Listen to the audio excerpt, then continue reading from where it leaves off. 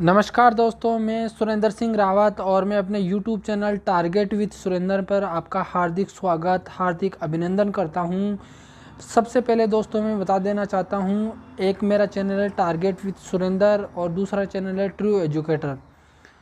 जो true educator है वहां पर आपको सेकंड ग्रेड के जो वीडियो हैं मिलेंगे। टारगेट विद सुरेंद्र पर आपको मैं जो फर्स्ट ग्रेड की तैयारी कर रहे हैं, रीट की तैयारी कर रहे हैं और जो सेकंड ग्रेड की तैयारी कर रहे हैं, तीनों से संबंधित जो टॉपिक होता है वही बना के मैं डालूंगा। तो मैं कोशिश करूंगा कि इस पर मैं तीनों जो first grade, second grade, third grade हैं, तीनों से संबंधित वीडियो इस पर डालूँ जो सिलेबस में हो।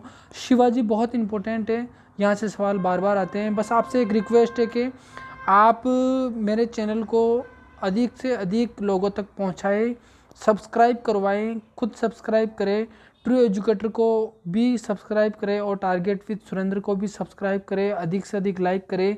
मेरा टारगेट ये है कि आपके पास में ऐसे वीडियोस लाना जहां से सीधे प्रश्न पूछे जाते हैं, जहां से 99% प्रश्न उठाने की गुंजाइश रहती है, तो वही चीज़ मैं आपको पढ़ाऊँगा। उसके अलावा बेफालतू की चीज़ आपको नहीं पढ़ाऊंगा। तो बिना देर किए हम शुरू करते हैं। शिवाजी, सबसे पहले देखिए आपके सामने स्क्रीन पर लिखा हुआ रहा है शिवाजी का समय। आपसे पूछ सकते हैं 1627 से लेकर 1680 ईस्वी, बिल्कुल पूछा जा सकता है। शिवाजी बहुत इंपॉर्टेंट है। तो सबसे पहले जानते हैं शिवाजी का जन्म 20 अप्रैल 1627 ईस्वी को पूना के पास शिवनेर के किले में हुआ। ये इम्पोर्टेंट फैक्ट है। शिवनेर का दुर्ग बहुत बार पूछा गया है कि शिवाजी का जो जन्म है वो कहाँ हुआ, तो शिवनेर के किले में हुआ। इनके पिताजी शाहजी भोसले व माता का नाम जीजाबाई था। पिता का नाम याद करना है, शाहजी भोसले, और माता का नाम जीजाबाई था। शाहजी ने जीजाबाई का परित्याग कर तुकाबाई मोहिते से विवाह कर लिया था। तुकाबाई मोहिते से शाहजी को एक वेंक्योजी नामक पुत्र प्राप्त हुआ जो उसकी मैसूर और पूर्वी कर्नाटक रियासत का उत्तराधिकारी हुआ। तो यहाँ पर आपको इम्पोर्टेंट चीज़ याद रखनी है, एक तो शिवनेर, इनके माता पिता का नाम, जन्म डेट आपको याद रखनी है। तुकाबाई मोहिते से अन्य विवाह कर लिया था, ये पूछ सकते हैं। और उनसे जो पुत्र हुआ वेंक्योजी, उनको मैसूर और पूर्वी कर्नाटक रियासत का जो है उत्तराधिकारी वो बने। अब उसके बाद में शिवाजी के बारे में पढ़ते हैं। तो शिवाजी अपनी माता जीजाबाई के संरक्षण और शिक्षक जीजाबाई वे शिक्षक संरक्षक भी था और शिक्षक भी था। दादा कोंडदेव के संरक्षण में पूना में अपने पिता की पैतृक जागीर में बड़े हुए। 12 वर्ष की आयु में शिवाजी को पूना की पैतृक जागीर अपने पिता से प्राप्त हुई। 1641 में शिवाजी का विवाह सईबाई निंबालकर से हुआ। इंपॉर्टेंट फैक्ट है, इनकी पत्नी का नाम आपसे पूछ सकते हैं, सईबाई निंबालकर से 1641 ईस्वी में इनका विवाह हुआ। 20 अप्रैल 1627 को इनका जन्म होता है और 41 में इनका विवाह हो जाता है। इनके गुरु का नाम, शिवाजी के गुरु का नाम समर्थ गुरु रामदास था। उन्होंने दास बोध नामक पुस्तक लिखी, यानी कि इनको गुरु ने एक पुस्तक लिखी, उसका नाम है दास बोध। तो ये भी पूछा जा सकता है गुरु का नाम और उन्होंने कौन सी पुस्तक लिखी, बिल्कुल इंपॉर्टेंट है। अब हम पढ़ते हैं, देखो शिवाजी की जो सेना थी उसमें अधिकतर मावल प्रदेश के कोली और मराठा थे। बिल्कुल सवाल पूछा जा सकता है कि शिवाजी की जो सेना थी उसमें अधिकतर मावल प्रदेश के क्या थे, कोली और मराठा थे। शिवाजी ने सर्वप्रथम 1643 में, इंपॉर्टेंट फैक्ट है, 1643 में बीजापुर जो इनके पड़ोस में था उससे सिंहगढ़ का किला जीता। इंपॉर्टेंट है, अधिकार कर लिया। उसके बाद में 3 साल बाद 1683 से याद करें, एक षड्यंत्र के द्वारा पुरंदर का किला किससे जीता, नीलोजी नीलकंठ नामक से छीन लिया। नीलोजी नीलकंठ नामक एक व्यक्ति थे, उनसे पुरंदर का किला छीन लिया। ये भी इंपॉर्टेंट है। 1643 में सिंहगढ़ और 1646 में पुरंदर का किला, ये इंपॉर्टेंट है। उसके 1646 के 10 साल बाद, आप याद करें इस तरह, 1646 के 10 साल बाद 1656 में चंद्रराव मौर्य से बीजापुर में तोरण नामक पहाड़ी किला छीन लिया। तो 1656 में बीजापुर से ही, पहले बीजापुर से जीता था 43 में, और 56 में भी बीजापुर से जीत रहे हैं। 43 में जो जीता था उसका नाम सिंगट था, और यहाँ पर जो बीजापुर से जीत रहे हैं वो चंद्रराव मौर्य से जीत रहे हैं, और तोरण नामक पहाड़ी किला है। ये शिवाजी की महत्वपूर्ण विजय थी। चंद्रराव मौर्य की हत्या कर दी, इससे शिवाजी का प्रभाव बढ़ा, इंपॉर्टेंट बात है। उसके बाद देखिए फिर 1656 में ही, अप्रैल 1656 में राजगढ़ या रायगढ़ के किले को जीतकर उसे शिवाजी ने अपने अधिकार में ले लिया और अपनी राजधानी बनाई। ये रायगढ़ आगे चलकर इंपॉर्टेंट बनेगा। शिवाजी फिर 1656 में ही, 1656 की बात चल रही है, चाकन, कोंडा, तिकोना, बारामती, सुपा, लोहागढ़ आदि अन्य किलों पर अधिकार कर चुका था। 1657 में शिवाजी ने मुगलों, अब देखो जो किले जीते वो एक बार वापस देख लो आप, देखो यहाँ से जीतना शुरू किया। 1643 में बीजापुर से सिंगड़ जीता, 1646 में पुरंदर का किला नीलोजी नीलकंठ से जीता, और फिर 1656 में चंद्रराव मौर्य से बीजापुर से ही तोरण का दुर्ग जीता। फिर 1656 में राजगढ़ या रायगढ़ का किला जीता। फिर 1656 में चाकन, कोंडाना, तिकोना, बारामती, सुपा, लोहागढ़ ये अन्य किले जीते। मैं फिर बता देता हूँ, ये इंपॉर्टेंट है, सारे इनके किले जो जीतने की विजय का जो क्रम है वो पूछा जा सकता है कि जो उन्होंने किले जीते उनको क्रम से जमाइए। शिवाजी बहुत इंपॉर्टेंट है।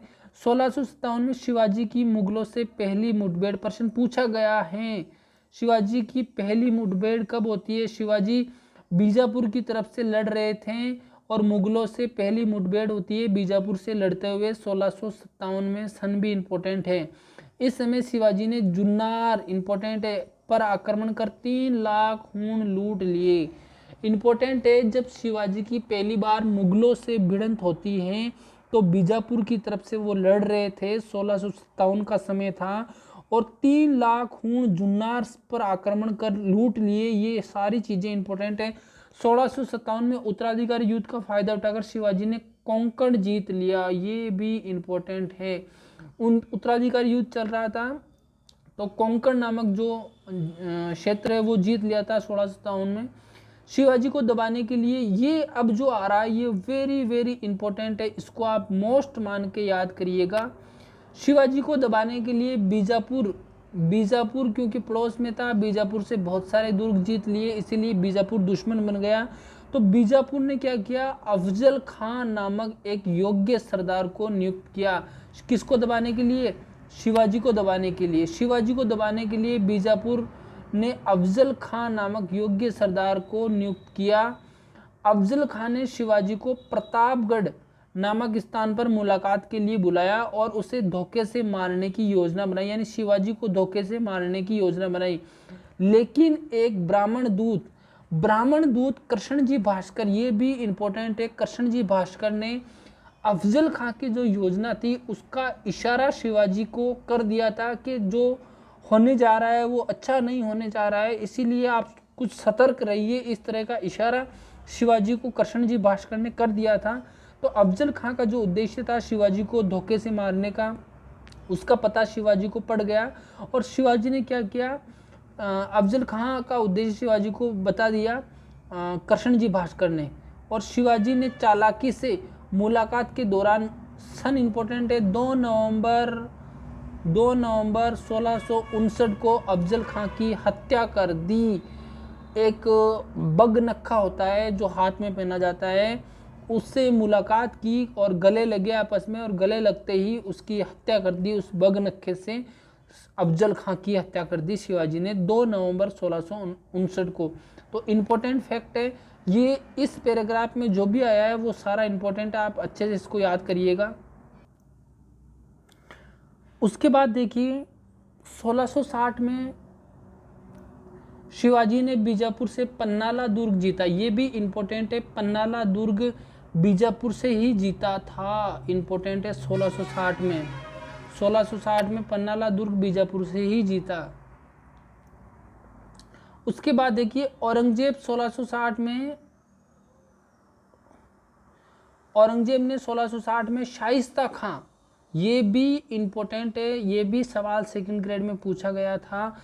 दक्षिण का गवर्नर नियुक्त किया, वे उसे शिवाजी को समाप्त करने का आदेश दिया, लेकिन ये भी अफजल खां की तरह असफल रहा। जिस तरह बीजापुर ने अफजल खां को भेजा, उसी तरह औरंगजेब ने शाइस्ता खां को शिवाजी को समाप्त करने के लिए भेजा, नियुक्त किया। लेकिन शिवाजी बहुत चालाक थे। शिवाजी ने क्या किया, 15 अप्रैल 1663 ईस्वी को शिवाजी ने रात्रि में चुपके से पूना महल में शाइस्ता खां के महल यानी लाल महल में, ये भी प्रश्न पूछा गया कि किस महल में, तो शाइस्ता खां लाल महल में रुका हुआ था। 15 अप्रैल 1663 की रात्रि का समय था, पर आक्रमण कर दिया एकदम से और शाइस्ता खां भाग गया। लेकिन भागते भागते इतना भयंकर आक्रमण था कि उसकी 2 उंगलियां कट गई। इससे शिवाजी की प्रतिष्ठा में काफ़ी बढ़ोतरी हुई, काफ़ी प्रतिष्ठा शिवाजी की बढ़ी। उसके बाद देखिए, ये इम्पोर्टेंट फैक्ट है, ये भी पूछा गया है। 1664 में शिवाजी ने सूरत पर आक्रमण कर उस शहर को लूटा और मुगल फौजदार इनायत खां भाग गया और 1664 में सूरत की प्रथम लूट, ये पूछा जाता है 1670 में शिवाजी सूरत को दोबारा लूटेगा, तो शिवाजी की 2 लूट, ये पूछा जाता है कि शिवाजी की प्रथम लूट सूरत की 1664 में और दूसरी लूट 1670 में। उसके बाद देखिए 1665 में औरंगजेब ने आमेर के मिर्जा राजा जयसिंह, आपको ध्यान रखना है, आमेर के मिर्जा राजा जयसिंह, अब औरंगजेब किसको भेज रहा है, पहले शाइस्ता खां को भेजा लेकिन असफल रहा। अब मिर्जा राजा जयसिंह को शिवाजी को कुचलने के लिए नियुक्त किया और शिवाजी ने पुरंदर को जीत लिया और रायगढ़ को घेर लिया। और समय है 24 जून, इम्पोर्टेंट है, 24 जून 1665 को शिवाजी और मिर्जा राजा जयसिंह के बीच पुरंदर की संधि हुई। डेट बहुत अच्छे से याद करें, पुरंदर की संधि अच्छे से याद करें। पुरंदर की संधि की शर्तें वेरी वेरी इंपॉर्टेंट है, चाहे फर्स्ट ग्रेड का एग्ज़ाम हो, चाहे थर्ड ग्रेड का एग्ज़ाम हो, चाहे सेकंड ग्रेड का एग्ज़ाम हो, किसी भी एग्ज़ाम में ये शर्तें पूछी जाती हैं या पूछा जाता है। पुरंदर की संधि किन किन के बीच में हुई, तो मिर्जा राजा जयसिंह और शिवाजी के बीच में। मिर्जा राजा जयसिंह औरंगजेब की तरफ से नियुक्त था। 24 जून 1665 को पुरंदर के किले को घेर लेता है और वहीं पर पुरंदर की संधि होती है। संधि की शर्तें हम पढ़ते हैं। पहली शर्त क्या है संधि की, पहली शर्त देखिए, शिवाजी ने 4 लाख खून वार्षिक आय वाले 23 किले, बिल्कुल एक एक बात नोट करें, ये कथन में पूछे जाते हैं, कौन सा कथन असत्य है, कौन सी शर्तें उसमें तय हुई, ये पूछी जाती है, इसीलिए इसको अच्छे से याद करें आप।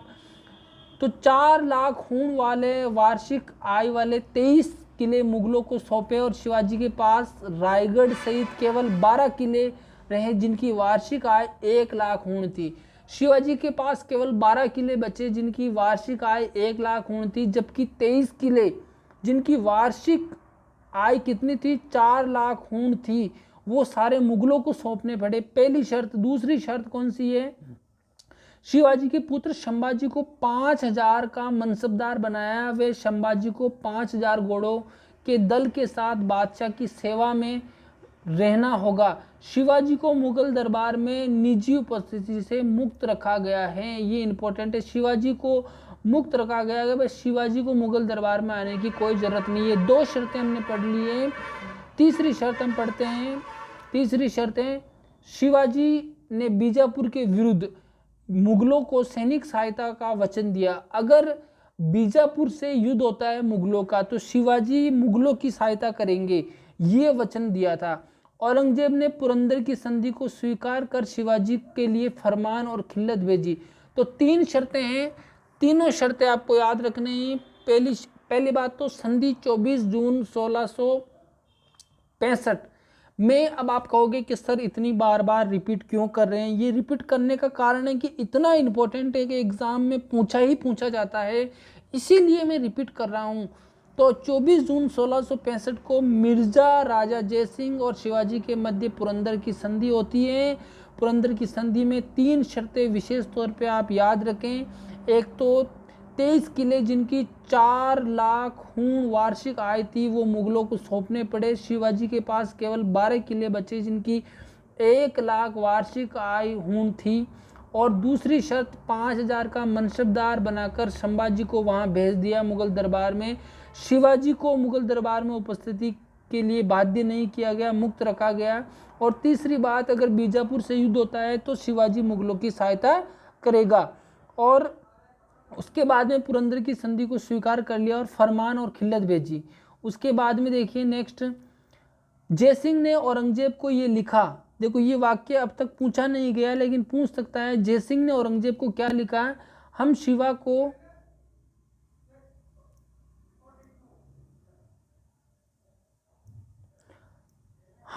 को एक व्रत के केंद्र की तरह बांध लेंगे। हम शिवा को एक व्रत के केंद्र की तरह बांध लेंगे। उसके बाद देखिए नेक्स्ट, 1666 का समय है, 65 में संधि होती है और 1666 में जयसिंह के कहने पर शिवाजी दीवाने खास में मुगल दरबार में आगरा आए।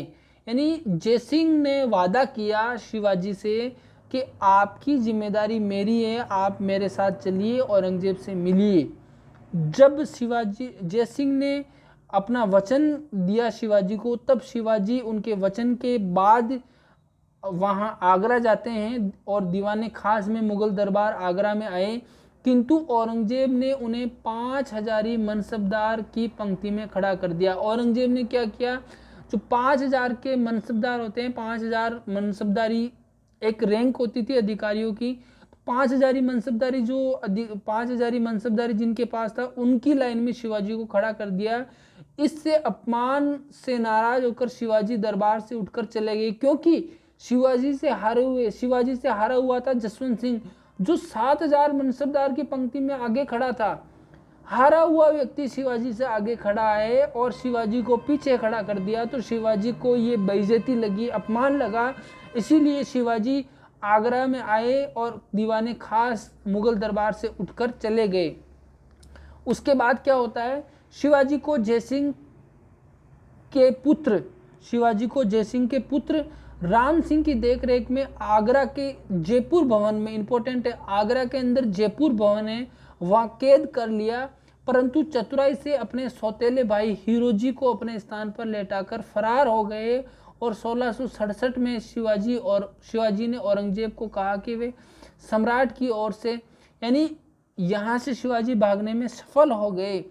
और 1667 में शिवाजी ने औरंगजेब को कहा कि वह सम्राट की ओर से दक्षिण में युद्ध करने को तैयार हैं तथा संभाजी को भी युवराज मुअज्जम की सेवा में भेज सकता है यदि औरंगजेब उसे क्षमा कर दे। क्योंकि शिवाजी भागकर आ गए थे, औरंगजेब नाराज हो गया, तो औरंगजेब को पत्र लिखा शिवाजी ने कि अगर वो माफ कर दे तो वो संभाजी को युवराज मुअज्जम की सेवा में भेज देंगे और औरंगजेब की सहायता भी करेंगे।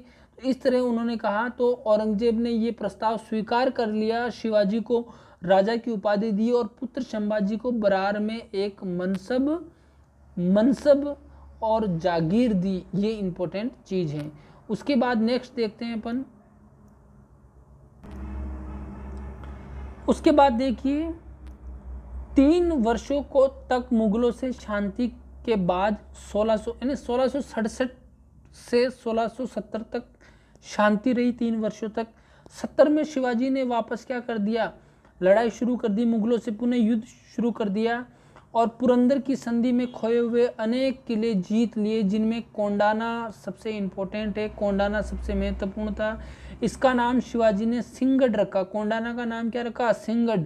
और कोंडाना किले को शिवाजी के सेनापति नानाजी ने जीता था, ये भी आपको ध्यान रखना है। कोंडाना का किला है, शिवाजी के सेनापति नानाजी ने जीता। इसके बाद में अहमदनगर, बरार, बगलाना व खानदेश के प्रदेशों को लूटा। शिवाजी ने अक्टूबर, मैंने कहा था शिवाजी ने प्रथम सूरत की लूट कब की थी, 1664 में। अक्टूबर 1670 में सूरत को पुनः लूटा, पुनः आक्रमण किया। तो दूसरी लूट सूरत की आपसे पूछी जा सकती है, 1670 में होती है।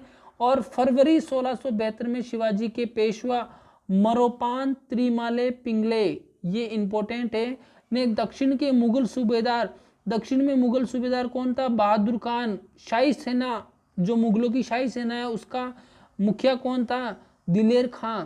और गुजरात के सूबेदार की संयुक्त सेना, गुजरात का एक सूबेदार था। तीनों की सेना, एक तो बहादुर खान की सेना हो गई जो मुगल सूबेदार था, एक दिलेर खां की सेना हो गई, एक गुजरात के सूबेदार की सेना हो गई। तीनों की सेना को खानदेश व गुजरात की सीमा पर सलहेर के युद्ध में पराजित किया। किसने? शिवाजी के पेशवा मरोपंत त्रिमाल पिंगले ने। ये बहुत इंपॉर्टेंट है, सल्लेर का युद्ध पूछा जा सकता है, फरवरी 1672 में हुआ। शिवाजी ने 15 जून 1674 को काशी के प्रसिद्ध विद्वान गंगा भट्ट या गाग भट्ट से रायगढ़ के किले में राज्याभिषेक करवाया। वे छत्रपति की उपाधि धारण की। ये वेरी इंपॉर्टेंट है। शिवाजी का राज्याभिषेक 2 बार होगा।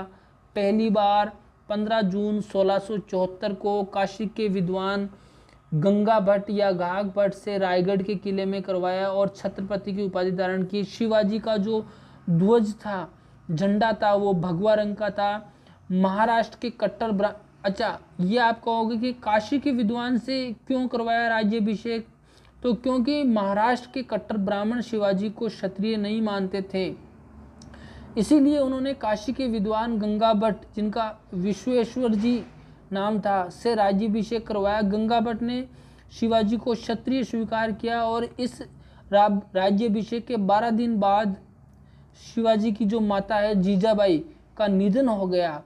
अब निधन हो गया तो ऐसा कहा गया कि ये क्या शुभ मुहूर्त में नहीं राज्याभिषेक हुआ, इसीलिए शिवाजी की माता का निधन हो गया। तो शिवाजी ने फिर दूसरी बार राज्याभिषेक करवाया निश्चलपुरी गोस्वामी नामक एक तांत्रिक से 4 अक्टूबर 1674 पहले करवाया था और दूसरी बार 4 अक्टूबर 1674 में करवाया। दोनों 74 में ही राज्याभिषेक हो रहा है और रायगढ़ के किले में हो रहा है, ये आपको ध्यान रखना है, क्योंकि उसके अनुसार पहला राज्याभिषेक अशुभ मुहूर्त में हुआ, मैंने कहा था, इसीलिए दूसरी बार फिर तांत्रिक विधि से शुभ मुहूर्त में राज्याभिषेक करवाया।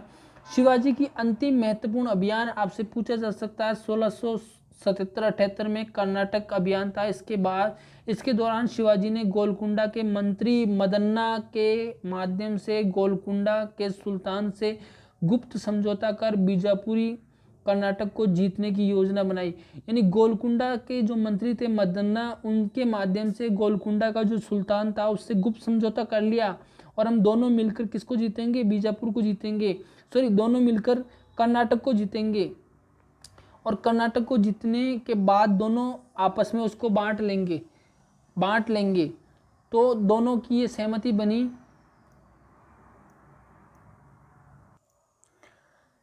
तो जीते हुए प्रदेश को दोनों पक्ष बराबर बांट लेंगे, ये सहमति बनी। 15 जुलाई 1677 को शेर खान लोधी ने शिवाजी को कर्नाटक सौंप दिया। इस अभियान में शिवाजी ने जिंजी, मदुरै, वेल्लूर आदि किलों को जीता। जिंजी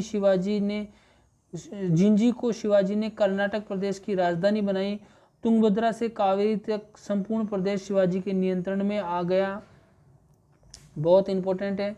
शिवाजी ने दरिया सारंग के नेतृत्व में, ये वेरी इंपॉर्टेंट है, शिवाजी ने दरिया सारंग के नेतृत्व में नौसेना का निर्माण करवाया। ये पूछा गया सवाल है, दरिया सारंग के नेतृत्व में नौसेना का निर्माण करवाया। वह 1669 में शिवाजी ने जंजीरा के टापू के अबिसिनियाई सिद्धियों पर भी आक्रमण किया, लेकिन उन्हें जीत नहीं सका। सिद्धि पहले अहमदनगर के अधीन थे, किंतु 1636 के बाद वे बीजापुर की अधीनता स्वीकार करने लगे। उसके बाद में देखिए 1678 शिवाजी ने अपने पुत्र संभाजी के व्यवहार से दुखी होकर उसे 1678 में पन्नाला दुर्ग में नजरबंद रखा। ये भी पूछा जा सकता है, बिल्कुल इम्पोर्टेंट है, ये आपको ध्यान रखना होगा।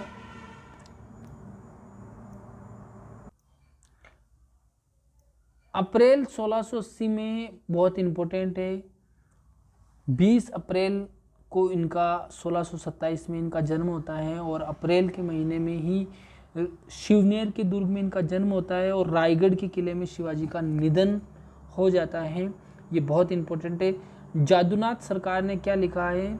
शिवाजी हिंदू धर्म की रक्षा की तो भावना थी, यानी हिंदू धर्म की रक्षा की तो भावना थी, किंतु उनका मुख्य उद्देश्य राजनीतिक था तथा वे स्वतंत्र राज्य की स्थापना करना चाहते थे। स्वतंत्र राज्य की स्थापना करना चाहते थे। शिवाजी के साम्राज्य संगठन में सर्वाधिक सहयोग छोटे वतनदारों व देशमुखों ने दिया।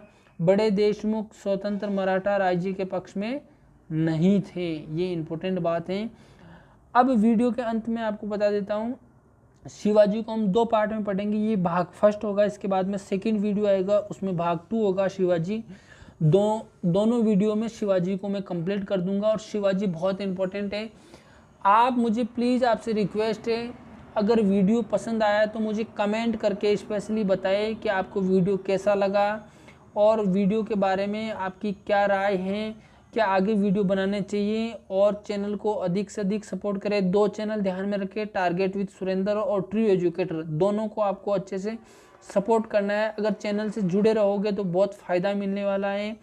मैं फिर से बता देता हूँ, मेरा 2nd ग्रेड में सिलेक्शन हो रखा है और मेरा जो अनुभव है मैं लोगों के साथ बांटना चाहता हूँ। मैं चाहता हूँ मेरी वजह से अधिक लोगों का सिलेक्शन हो। इसी के साथ सबको नमस्कार, धन्यवाद। मिलते हैं अगले वीडियो में।